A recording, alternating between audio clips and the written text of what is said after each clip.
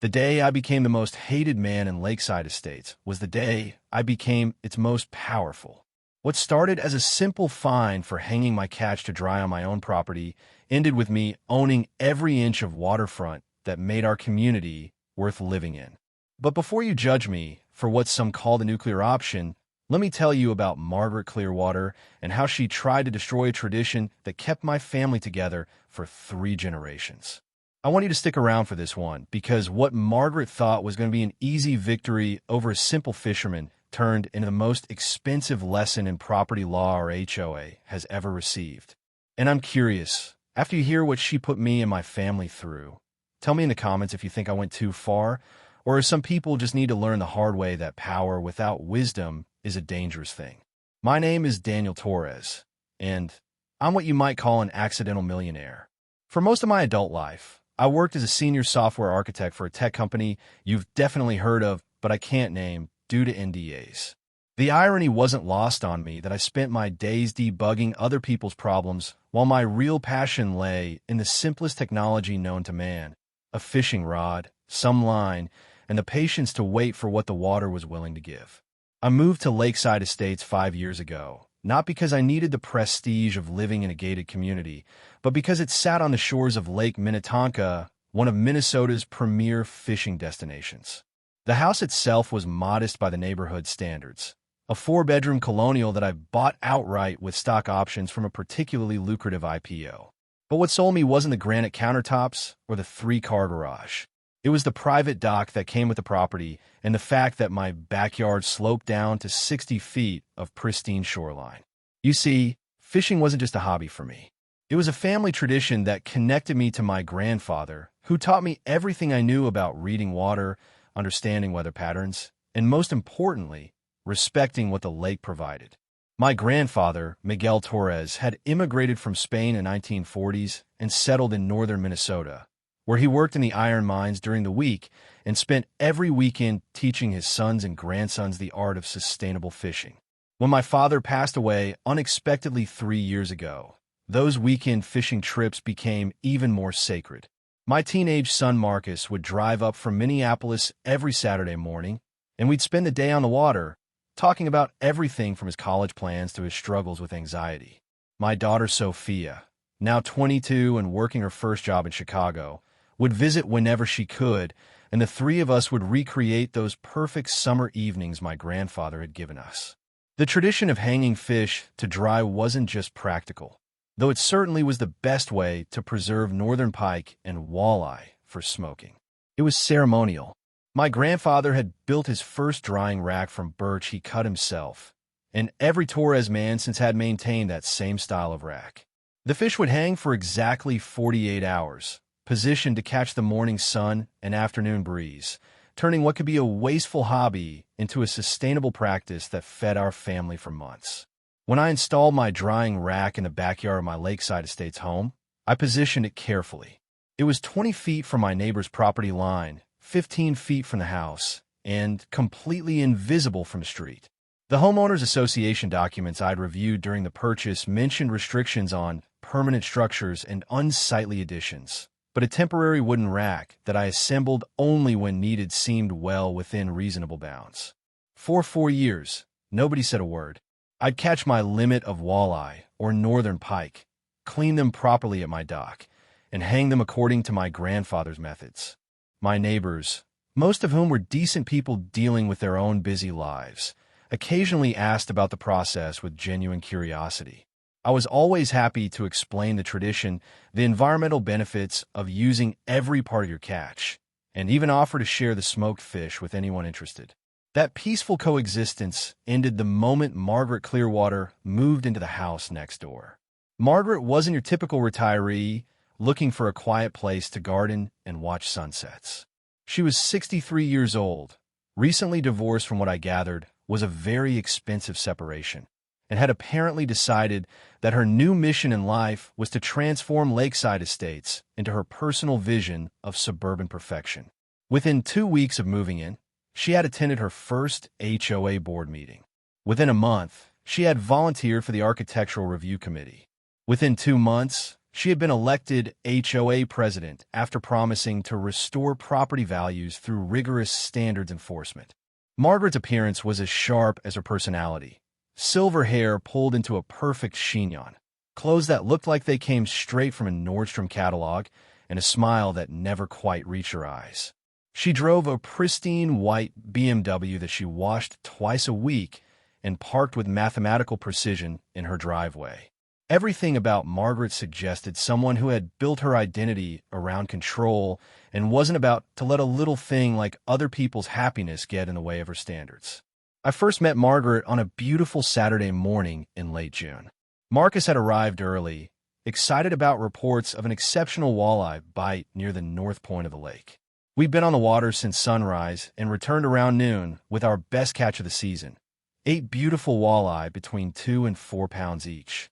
I was teaching Marcus the proper technique for preparing the drying rack when I noticed Margaret standing at our shared property line, watching us with the intensity of a hawk studying field mice. "Excuse me," she called out in a voice that managed to sound both polite and threatening simultaneously. "I'm Margaret Clearwater, your new neighbor. I couldn't help but notice that contraption you're building." I walked over with what I hoped was a friendly smile, my hands still smelling of fish and lake water. "Hi, Margaret. I'm Daniel. This isn't exactly building. I'm just setting up a traditional fish drying rack. It's temporary, comes down as soon as the fish are ready for smoking." Margaret's eyes narrowed as she took in the sight of 8 beautiful walleye hanging by their tails from wooden crossbeams. "I see. And how long do you intend to leave dead fish hanging in your backyard?" Something in her tone made me defensive, though I tried to keep things light. "About 48 hours, weather depending. It's an old family tradition, been doing it for years without any problems." "Years?" Margaret's voice rose half an octave. "You mean you've been hanging rotting fish where I have to look at them from my kitchen window for years?" Marcus, who had been quietly observing this exchange, stepped closer to my side. At 17, he was already taller than me and had inherited his grandfather's quiet intensity. "They're not rotting, ma'am. It's a preservation method. My great-grandfather taught us how to do it sustainably." Margaret's gaze shifted to Marcus with a kind of dismissive look that made my jaw clench. "I'm sure it's very traditional, young man, but we're not living in a fishing village in the old country anymore. This is a planned community with standards." I felt the first stirring of real anger, but kept my voice level. "Margaret, I understand this might be new to you, but I've checked the HOA covenants thoroughly. Nothing in there prohibits temporary food preservation on your own property." "We'll see about that," Margaret replied with a smile that contained zero warmth. "I'll be reviewing those covenants very carefully. In the meantime, I trust you'll be more considerate of your neighbor's quality of life." She turned and walked back toward her house, leaving Marcus and me staring after her in stunned silence. "Dad," Marcus said quietly, "is she going to be a problem?" I put my hand on his shoulder and tried to sound more confident than I felt. "Probably not, son. Some people just need time to adjust to new situations. Let's finish getting these fish ready." But as we completed the setup of the drying rack, I couldn't shake the feeling that Margaret Clearwater had just declared war on something that meant more to my family than she could possibly understand. 3 days later, I found a first notice tucked under my windshield wiper. Violation notice, Lakeside Estates HOA. Property, 1247 Lakeshore Drive. Owner, Daniel Torres. Violation, Covenant 7.3.2, unsightly exterior display. Fine, $150. Compliance required. Remove offensive display within 72 hours or additional fines will accrue. I stared at the official-looking document, reading it twice before the full implications sank in. Margaret hadn't wasted any time. She'd managed to find some obscure covenant that could be interpreted to cover my fish drying, and she was using it as a weapon. I called the HOA management company immediately, hoping to reach someone reasonable who could explain the situation. The customer service representative was polite but unhelpful, explaining that all violations were reviewed by the architectural committee and that I could appeal the decision by attending the next board meeting in 2 weeks. 2 weeks felt like an eternity, but I decided to play by their rules. I took down the drying rack, moved my remaining fish to a friend's property outside the subdivision, and started researching everything I could about HOA law and property rights. What I found wasn't encouraging. Homeowners associations in Minnesota had broad authority to enforce covenants, and proving that an enforcement action was discriminatory or unreasonable was notoriously difficult. The night before the board meeting, I called my lawyer, Janet Shun, who had handled my real estate transactions and business contract for years. Janet was sharp, thorough, and had a reputation for not backing down from fights she believed in. "Daniel, I've reviewed your HOA documents," Janet said over the phone. "The covenant they're citing is vague enough that they probably have legal standing to enforce it. The question is whether their enforcement is consistent and reasonable." What does that mean practically? It means we need to find out if they're applying this covenant equally to everyone, or if you're being specifically targeted. Do your neighbors have any exterior displays that could be considered unsightly? I thought about the basketball hoops, the elaborate garden decorations, the boat trailers, and the outdoor furniture that populated every backyard in the subdivision. "Janet, half the neighborhood has stuff in their yards that could be called unsightly if someone wanted to make an issue of it." "Perfect. Document everything you can before the meeting. Take photos, make notes. If we can show selective enforcement, we might have grounds to challenge this." The HOA board meeting was held in the community center, a generic conference room that smelled like bad coffee and disappointment. About 20 residents were scattered across folding chairs, most looking like they'd rather be anywhere else. Margaret sat at the head table with 4 other board members, looking every inch the woman in charge. When my turn came to address the violation, I stood up with a folder full of photographs and research. "Thank you for allowing me to speak tonight. I'm here to appeal the violation notice regarding my fish drying rack. First, I'd like to point out that this practice has been ongoing for 4 years without any complaints. Second, I'd like the board to explain how a temporary food preservation setup that's in use maybe 6 days per year constitutes a greater violation than the permanent basketball hoops, decorative displays, and storage items visible throughout our community." I began showing photographs of various neighbors' yards, pointing out boat trailers, garden gnomes, elaborate play sets, and outdoor furniture that remained on display year-round. Margaret's response was swift and condescending. "Mr. Torres, we're not here to litigate every single exterior element in our community. We're here to address a specific complaint about a specific unsightly display that affects property values and neighborhood aesthetics. Your fish hanging setup is particularly problematic because it involves dead animals and creates odors that affect your neighbors' enjoyment of their property." "There are no odors," I replied firmly. "The fish are prepared using traditional preservation methods that—" "Mr. Torres," Margaret interrupted, "I don't think you're in a position to determine what does or doesn't create an unpleasant experience for your neighbors. The fact remains that your display violates community standards, and the board stands behind our decision." The vote was 4-1 to uphold the violation, with only board member Tom Richards voting in my favor. Tom, a retired teacher who lived 3 streets over, made a brief comment about the importance of cultural traditions and fair enforcement, but he was clearly outnumbered.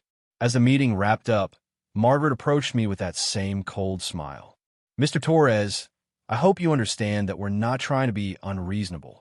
We simply have standards to maintain. I'm sure you can find ways to pursue your hobbies that don't impact the community." "This isn't a hobby, Margaret. It's a family tradition that connects me to my father and grandfather." "Understand that," she said with false sympathy. "But traditions sometimes have to adapt to new circumstances. Perhaps you could pursue your fishing at a cabin or somewhere more appropriate." The dismissive way she said traditions made something cold settle in my stomach. This wasn't about property values or community standards. This was about Margaret Clearwater deciding that my family's heritage didn't belong in her vision of the perfect neighborhood. I paid the $150 fine and began looking for alternative solutions. I researched portable drying methods, considered renting space outside the community, and even looked into the costs of buying a small cabin elsewhere. But every option felt like a betrayal of something deeper than Margaret could understand. The breaking point came 2 months later, during what should have been a perfect father-son weekend. Marcus had driven up from Minneapolis excited to try a new spot near the eastern shore that a friend had told him about. It was early October, and the fall walleye bite was legendary on Minnetonka. We spent a beautiful Saturday morning on the water, and Marcus caught his personal best, a 6-pound walleye that fought like a fish twice its size. As we cleaned our catch at the dock, Marcus looked up at me with an expression I hadn't seen since he was little. "Dad, can we hang them like Grandpa Miguel taught us? I know we can't do it here anymore, but maybe we could drive them over to Uncle Roberto's place."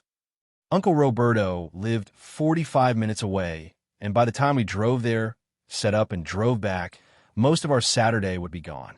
But looking at my son's hopeful face, I realized that Margaret's victory was stealing something precious from both of us. "You know what, Marcus? Let's do it here. It's our property, it's our tradition, and I'm tired of letting other people dictate how our family honors our heritage." We set up the drying rack in our backyard, positioned the fish according to my grandfather's methods, and spent the evening talking about family stories while we watched the sunset over the lake. I knew Margaret would notice. Her kitchen window had a direct view of our backyard, and she had made a point of telling me during our last encounter that she enjoyed her morning coffee while observing the neighborhood. Sure enough, by 8 a.m. the next morning, I had a new violation notice. This one was different, though. The fine had increased to $300, and there was an additional threat of legal action if I continued to willfully violate community covenants. But it wasn't the money that pushed me over the edge. It was the handwritten note, paper-clipped to the official violation. "Mr. Torres, I had hoped our previous conversation would help you understand the importance of community standards. Your decision to deliberately flout our agreement shows a concerning disregard for your neighbor's rights. I will be recommending that the board pursue all available legal remedies to ensure compliance. I trust you'll make better choices going forward. Margaret Clearwater, HOA President." The condescending tone, the assumption that she had the right to dictate my family's traditions, and the threat of legal action over something as harmless as preserving fish triggered something in me that I hadn't felt since my early days in the tech industry, when I'd had to fight for every advancement against people who underestimated what I was capable of. I called Janet in that afternoon. "Janet, I want you to research everything you can about this HOA, the board members, and the legal structure of this community. I also want you to look into property ownership around Lake Minnetonka, specifically any commercial or undeveloped lots near lakeside estates." "Daniel, are you thinking about moving?" "No, Janet. I'm thinking about changing the balance of power around here." What I hadn't told anyone in lakeside estates, including Margaret Clearwater, was exactly how successful my tech career had been. The company I'd worked for hadn't just been successful. It had been one of the decade's biggest success stories. My stock options, combined with several early investments in other startups, had left me with a net worth that most of my neighbors would find difficult to believe. I'd never flaunted my wealth because I'd grown up understanding the value of work and community. My grandfather's lessons weren't just about fishing. They were about living simply, taking only what you need, and treating others with respect regardless of their circumstances. But Margaret Clearwater had made the mistake of assuming that a man who hung fish in his backyard must be someone she could push around without consequences. Over the next 2 weeks, Janet's research painted a fascinating picture of both the HOA's vulnerabilities and the broader property situation around Lake Minnetonka. The Lakeside Estates HOA was structured as a standard residential community association, but with one interesting wrinkle. The original developer had retained ownership of several key parcels of land around the community, including most of the undeveloped shoreline that gave the neighborhood its premium lake access. These parcels were leased to the HOA for $1 per year, with the understanding that they would remain undeveloped and provide community members with additional lake access beyond their individual lots. The developer, Minnetonka Land Holdings, had gone bankrupt during the 2008 recession. The properties had been sold to satisfy creditors and were now owned by a holding company called North Shore Properties, which had continued the original lease arrangement without much attention to the details. Janet discovered that North Shore Properties was actually a subsidiary of a larger real estate investment firm that was in the process of liquidating non-performing assets to fund a major commercial development project in downtown Minneapolis. The Lake Minnetonka properties were listed as available for sale, but they were being marketed quietly to avoid disrupting the existing lease arrangements. More interesting was what Janet found about Margaret Clearwater herself. The woman who was so concerned about property values and community standards was 3 months behind on her HOA fees and had a history of disputes with previous HOAs in 2 other communities. Her previous neighbors had included formal complaints about harassment, selective rule enforcement, and what one former neighbor described as weaponizing community regulations to settle personal grudges. But the most useful information Janet uncovered was in the HOA's own bylaws. Lakeside Estates had a provision that gave any property owner within the community the right to call for a special election of board members if they could demonstrate that current leadership was acting against the interests of the community. The provision required signatures from 30% of homeowners and documentation of specific grievances. I spent the next week walking door to door throughout Lakeside Estates, having conversations with neighbors I'd barely spoken to in 5 years of living there. What I found was enlightening. Margaret Clearwater had made enemies. The family 3 doors down had been threatened with violations for their children's basketball hoop. The elderly couple across the street had been fined for garden decorations that had been in place for 15 years. The young parents on the corner had been cited for leaving their children's bicycles in their driveway overnight. Everyone had a story about Margaret's aggressive enforcement tactics, but most people felt powerless to challenge someone who seemed to understand the rules better than they did. When I explained what I'd learned about selective enforcement and the legal remedies available to homeowners, I found people more than willing to sign a petition calling for new board elections. But I wasn't planning to stop at a board election. Margaret had declared war on my family's traditions, and I intended to win that war decisively. I called North Shore Properties directly and spoke with their asset manager, a practical woman named Linda Sullivan, who was refreshingly direct about their situation. Mr. Torres, those Lake Minnetonka properties have been on our disposal list for 2 years. The problem is that they're tied up in this community lease arrangement, and we haven't found any buyers who want to deal with the complications. What would it take to purchase them outright? Well, the total package is about 847 acres of undeveloped shoreline and wooded interior parcels. We've had them appraised at $2.8 million for the entire package, but that's assuming a buyer who knows how to navigate the community lease situation. I'd like to make an offer. There was a pause on the other line. Mr. Torres, are you representing a development company? No, Linda. I'm representing myself. I'm a homeowner in Lakeside Estates, and I have specific plans for those properties that would be in everyone's best interest. 3 days later, I was sitting in a conference room in downtown Minneapolis, signing papers that made me the owner of every piece of undeveloped land that gave Lakeside Estates its character and value. The $2.8 million purchase price barely made a dent in my net worth, but it gave me something Margaret Clearwater had never expected me to possess: complete control over everything that made her new neighborhood desirable. The existing lease agreement between North Shore Properties and the Lakeside Estates HOA had a standard 30-day termination clause that could be invoked by either party with proper notice. As the new owner of the properties, I now had the right to terminate that lease whenever I chose. But I wasn't planning to be vindictive. I was planning to be educational. I scheduled a meeting with Janet to plan my next moves carefully. Daniel, you now own the land that provides lake access to 127 homes in Lakeside Estates. If you terminate the lease, property values in that community will drop by an estimated 40% overnight. I don't want to hurt innocent people, Janet. I want to make a point about how communities should treat their members. What exactly are you thinking? I'm thinking Margaret Clearwater needs to learn that power without wisdom is a dangerous thing. And I'm thinking the Lakeside Estates HOA needs new leadership that understands the difference between reasonable standards and personal vendettas. The plan I developed was elegant in its simplicity. I would attend the next HOA board meeting and present Margaret Clearwater with a choice. She could drop all violations against my fish drying activities and resign from the board, or I could terminate the land lease and watch property values plummet throughout the community. But I wanted to give her a chance to make the right decision before I revealed the full extent of my position. I started by implementing the special election petition Janet had researched.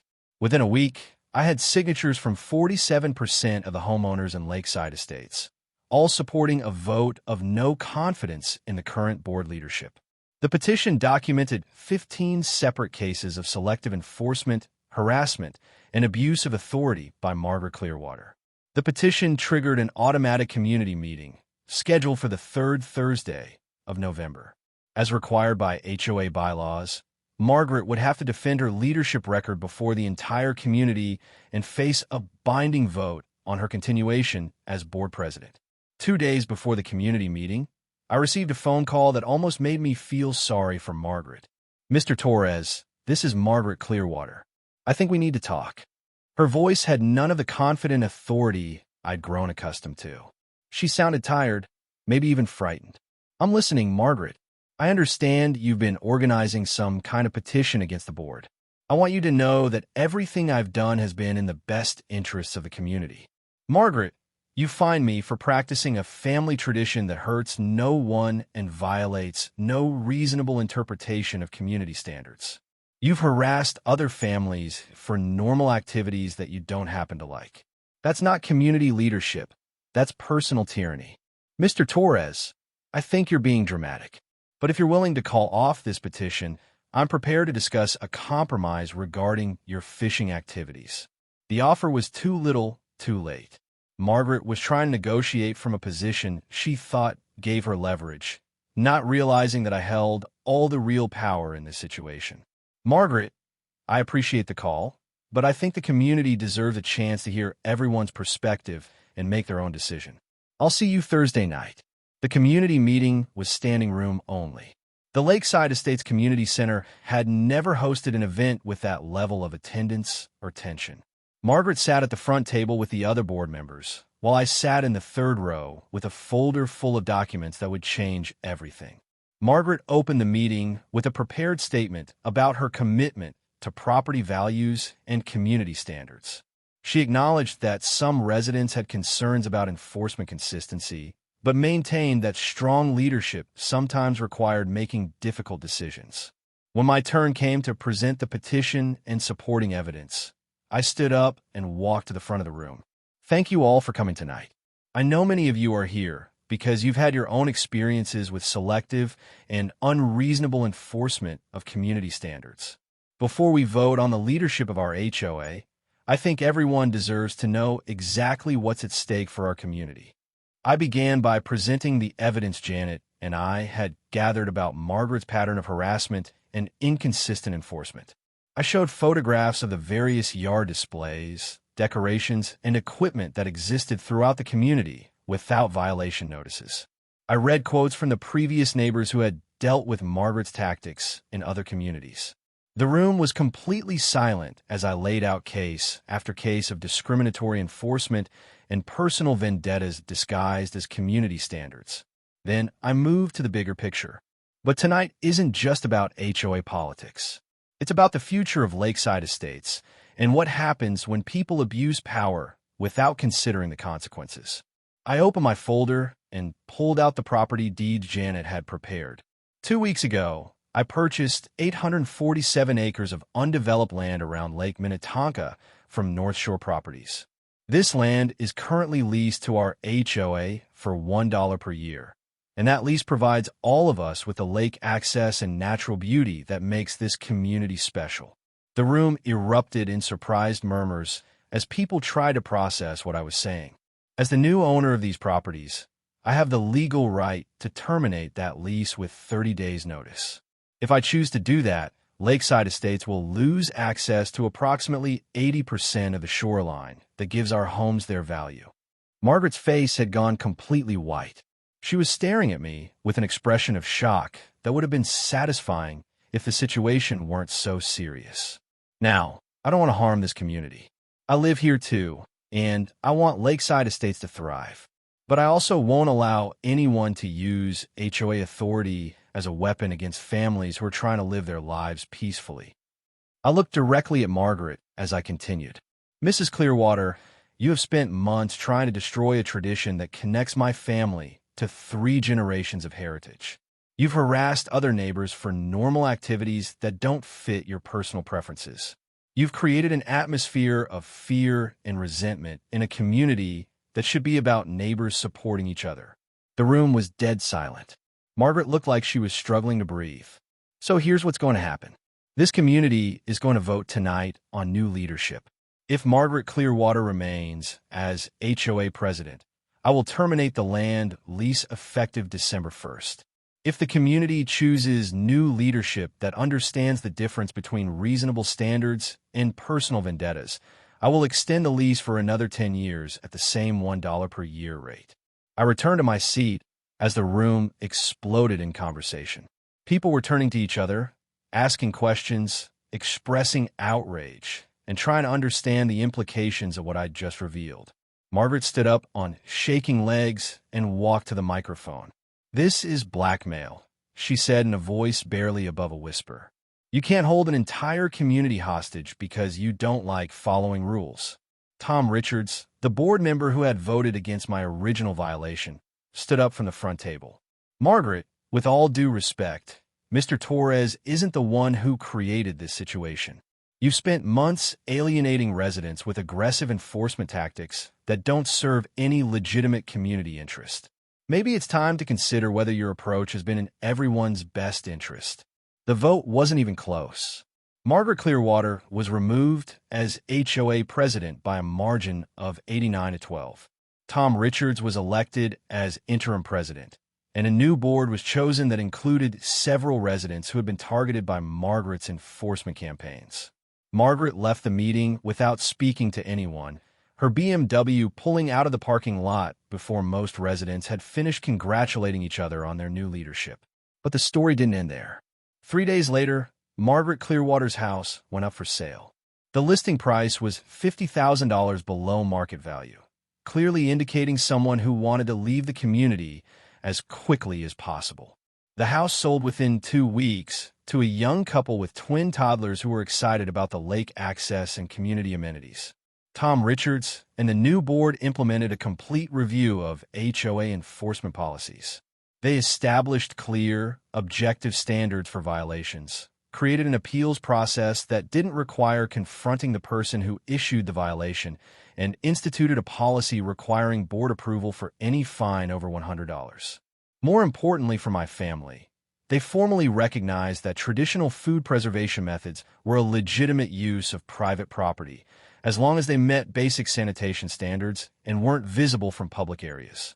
I worked with Tom to develop guidelines that would protect both residents' rights to pursue cultural traditions and neighbors' rights to reasonable enjoyment of their property. The first Saturday after the new policies were implemented, Marcus and I set up our drying rack in the backyard. As we hung our morning's catch according to my grandfather's methods, I noticed our new neighbor working in her garden next door. She looked up and waved cheerfully.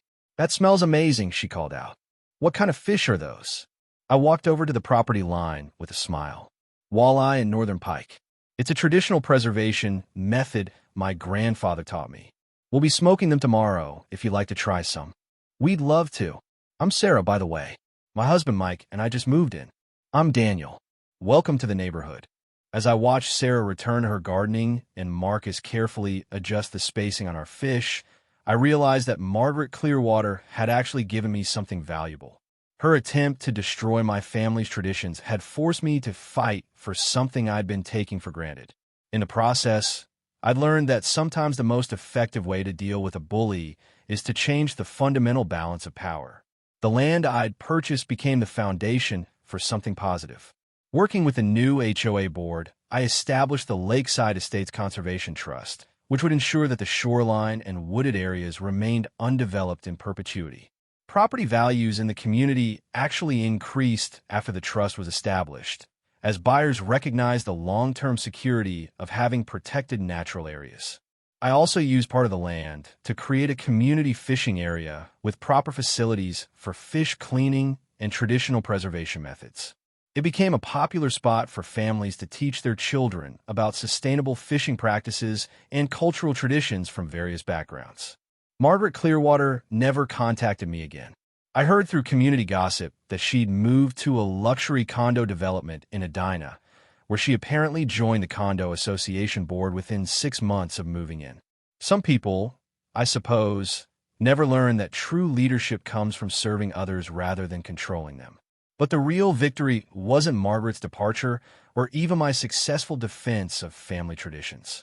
The real victory was the Saturday morning 6 months later when Marcus brought his girlfriend Emma to our house, and she asked if she could learn how to prepare fish using my grandfather's methods. "It's such a beautiful tradition," Emma said as I showed her how to position the walleye for optimal drying. "My family doesn't have anything like this that connects us to our heritage." Marcus looked at me with the kind of pride I hadn't seen since he was little. Emma's thinking about majoring in anthropology. She's writing a paper about how immigrant families preserve cultural practices. As I watched my son teach his girlfriend the techniques my grandfather had taught me, I realized that Margaret Clearwater's attack on our traditions had actually strengthened them.